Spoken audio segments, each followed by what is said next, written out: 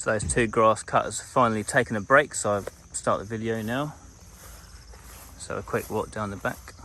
So I'm going to make a quick update video, a little bit about the farm, a little bit about the bungalow. So the other day we had a tree fall down at the back. One of the rubber trees fell down and it has damaged one of our trees a little bit. So I'll go down there and show you that. So that we're down the back of the farm. It's just a quick video. I might slot this in somewhere. So look, this rubber tree's fallen down from next door. We've been having so much rain again recently. I don't know what's going on. I didn't think the rain season had started yet, but here we are.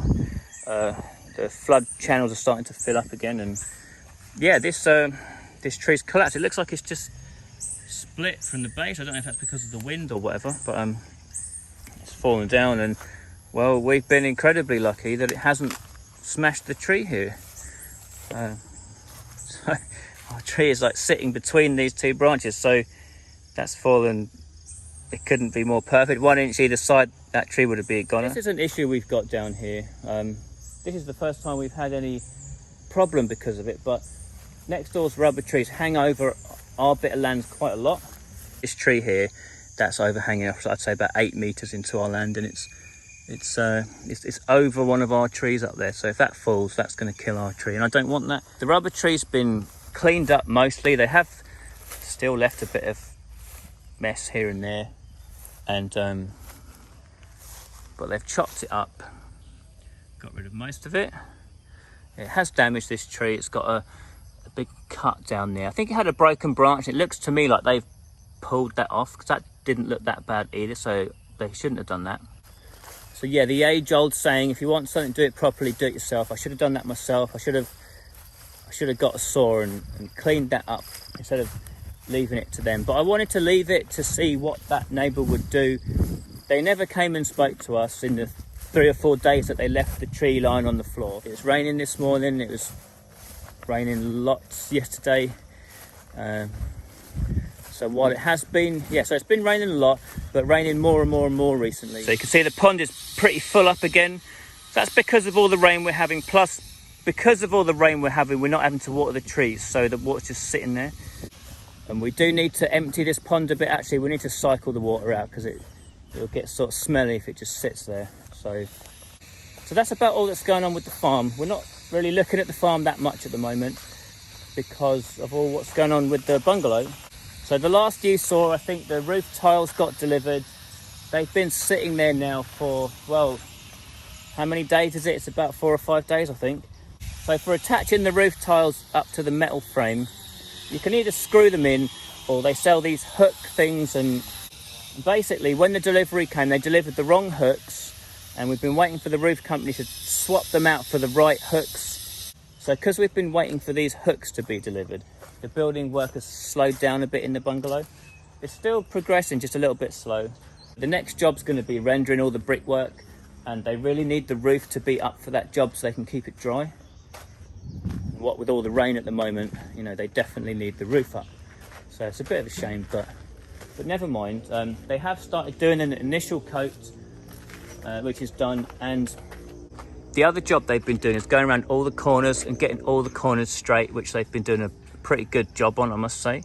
So they do that around all the windows, all the corners, and I guess that's going to be done on all the pillars. Like anywhere there's a corner, they've got to get that nice and straight. He's in there. We got him in here with the fan.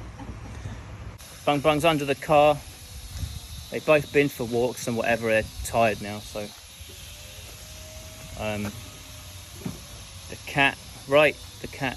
So yeah, look, we got those 2 cats. One of them passed away. It's now buried under that tree over there.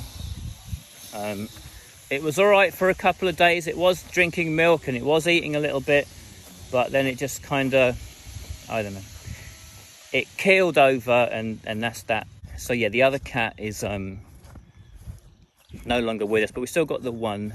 Oh, it's out. Did it climb up there by itself? So I'm going to put it back in the box. Come here. In there. I'm trying to just keep it in the box because I think that's the safest place. And so one cat's going strong. With Penn's called it Mi Tongue, that's its name. And originally we were gonna, assuming both survived, we were gonna maybe send them up to live in Bangkok with Penn's son, because he bought a house recently and maybe he could have a couple of cats or something. So I'm not sure what the plan is now, whether this cat's going to eventually go to live in Bangkok with Tay or whether it's staying here with us. Bung Bung's all right around the cat. I put up a picture, I think I've got some pictures. He's, you know, reasonably gentle with it and he's not biting it. But Gorgie, on the other hand, is just completely nuts about it. As soon as he sees it or hears it, he goes into like hyperdrive kill mode and starts shrieking and yelping. And we've been trying to calm him down we thought, okay, let's try and desensitize him. So, right, today what's going on the bungalow? There's no roof, so there's no roof and it keeps chucking it down with rain. So the builders once again sent the workers home, so they're not working today. They're not doing the cornering work, but we've got the electricians here for doing the electrics. So that's these chaps in here. There's a team of 3 of them. So they're marking things out. So what I've been doing the last, I don't know, 3 or 4 days, I suppose, is running around like mad, trying to plan what electrics we're having, where switches, lights, cookers, ovens, water heaters, showers, all that stuff, trying to figure out where everything goes, try not to make a mistake, get away from that noise a bit.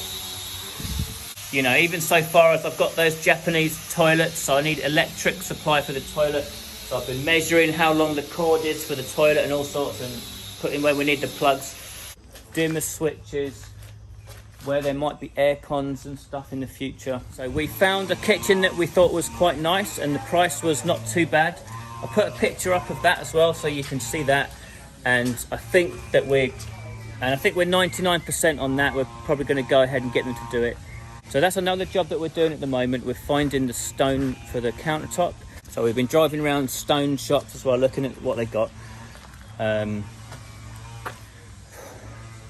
It's really crazy, and it's still really crazy, and so yeah, there's loads going on. It's driving me mad, to be honest.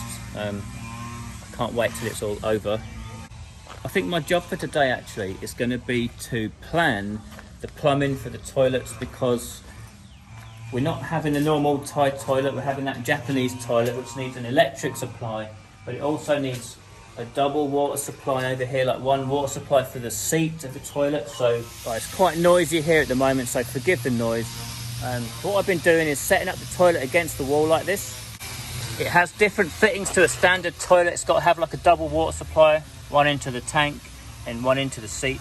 So I've got to make sure it's all in the right place, it's not under stress. And lucky I did this actually, because it's got to go in a very specific place, otherwise it doesn't fit right. So I'm pretty much finished here at the farm for now. I'm going to go off, maybe buy the plugs or something. I've just been trying to give Gorgie a bit of cat exposure again. He's going completely nuts still. Got the cat in the back of the car. Come up to Global House. I've been rushing around looking at tiles and lights and all sorts of stuff. Very knackered. I'm going to go and do 2 more shots and hopefully figure some stuff out. Yeah, we put the cat in here. Look who's here, obsessed with the cat.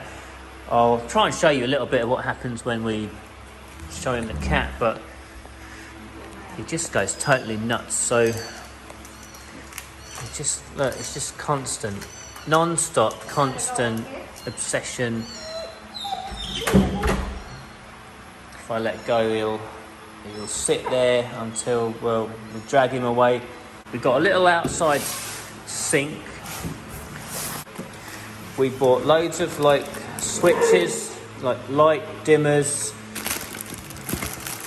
plug sockets, like pretty much everything we need, more or less. And we also got this thing, it's like an emergency lighting system.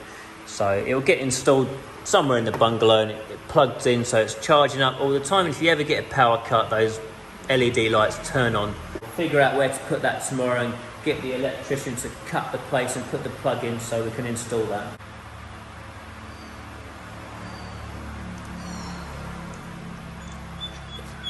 That's it for this video, I think. Stop it there.